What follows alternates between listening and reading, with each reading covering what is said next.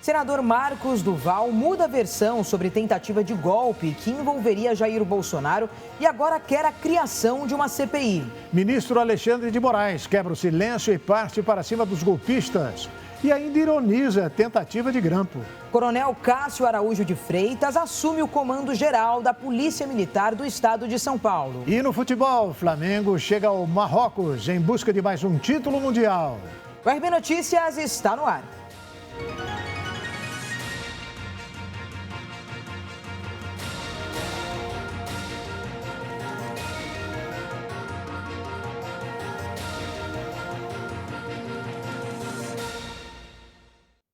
Depois da polêmica de ontem, o senador Marcos Duval diz agora que deseja abrir uma CPI para apurar suposta prevaricação do governo federal no caso dos atos extremistas de 8 de janeiro. O congressista realizou uma transmissão ao vivo na manhã desta sexta-feira em seu perfil no Instagram. Marcos Duval disse que a imprensa cobra informações dele que não podem ser ditas por conta dos sigilos de algumas documentações. E eu estou insistindo na abertura da CPI, porque na abertura da CPI nós temos condições de quebrar o sigilo dos documentos. Lembra que eu falava isso com vocês também? Bom, o que eu peço para vocês é o seguinte: tenham paciência, vamos ter tranquilidade, nós estamos num momento muito sensível, com o atual presidente sobre o comando, né? E nós estamos entrando em rota de colisão com ele, com o ministro da Justiça. O senador não informou quais documentos são esses. Ele ainda prometeu uma surpresa nas próximas horas. Então é o seguinte: o que vai acontecer, o que está planejado para acontecer, eu não vou dizer agora, mas vocês vão ter uma surpresa e vai ser realizado um desejo de todos os brasileiros.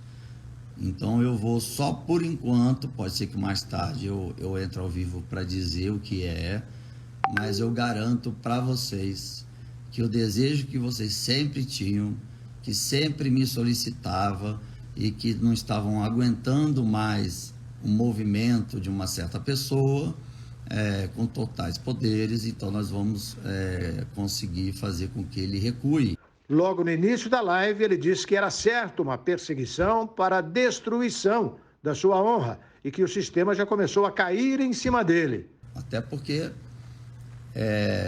pode respingar no atual presidente Lula, e ele, como está com o poder, né, está com a máquina na mão, e eu sou apenas um senador sozinho nessa batalha.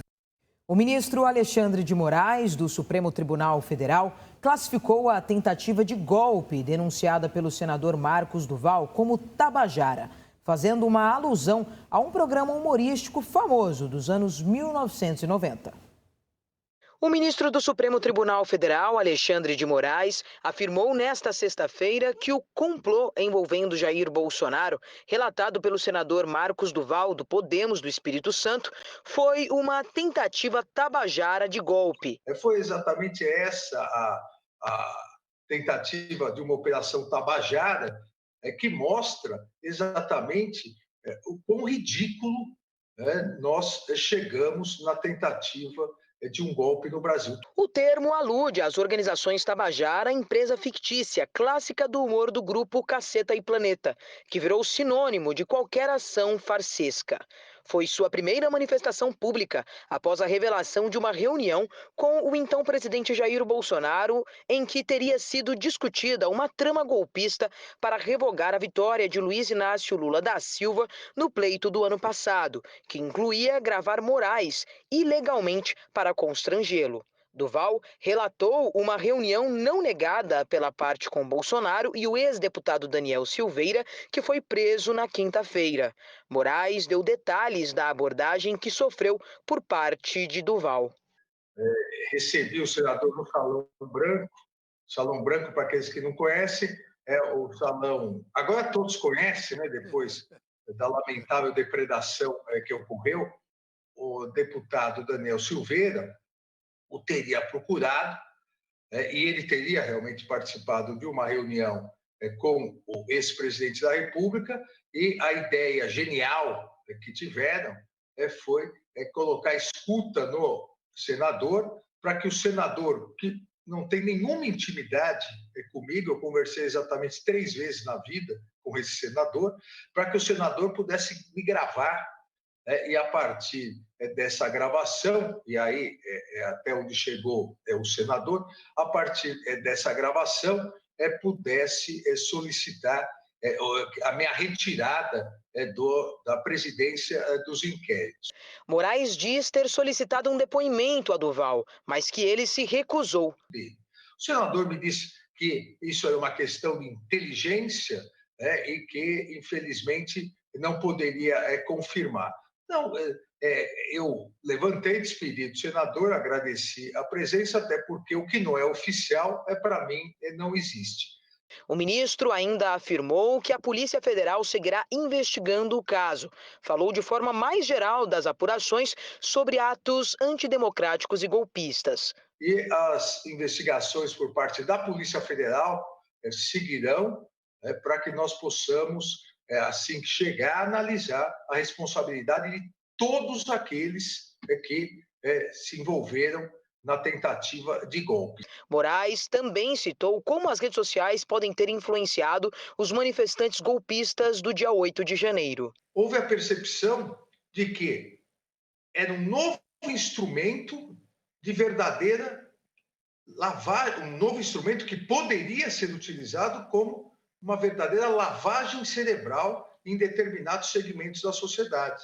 O que surgiu de uma maneira democrática foi capturado pelos populistas, principalmente pela extrema-direita, e transformado num mecanismo de lavagem cerebral, para verificar que essa lavagem cerebral transformou pessoas em zumbis, pessoas repetindo ideias absurdas, pessoas cantando o hino nacional para pneus, pessoas esperando que ETs viessem para o Brasil resolver o problema, o suposto problema da urna eletrônica. O que poderia ser uma comédia é uma tragédia que resultou na tentativa frustrada de golpe no dia 8 de janeiro. Para o comentarista Ney Gonçalves Dias, as várias versões do senador Marcos Duval minam a credibilidade das denúncias. Vamos acompanhar. Fala, Ney. O ministro Alexandre de Moraes realizou uma palestra remotamente para a organização LIDE, que faz um congresso em Lisboa, Portugal. O ministro fez um resumo dos principais acontecimentos que o país tem vivido, mesmo depois das eleições. Mas questionado sobre o que aconteceu com o senador Marcos Duval, ele disse que realmente recebeu o senador no dia 14 de dezembro, no Salão Branco do TSE, e que ouviu a narrativa e perguntou se ele queria formalizar a denúncia. Ele disse que não pretendia formalizar a denúncia. Agora, hoje, o senador Marcos Duval deu uma entrevista a uma emissora dizendo o seguinte, que não é bem verdade, que ele foi falar com o ministro antes do dia 14. Pois bem, juristas, autoridades, ministros, acham que até agora não houve uma descrição, uma ocorrência de crime. Porque o sujeito cogitar, pensar em dar um golpe, não constitui crime. É preciso que haja ação.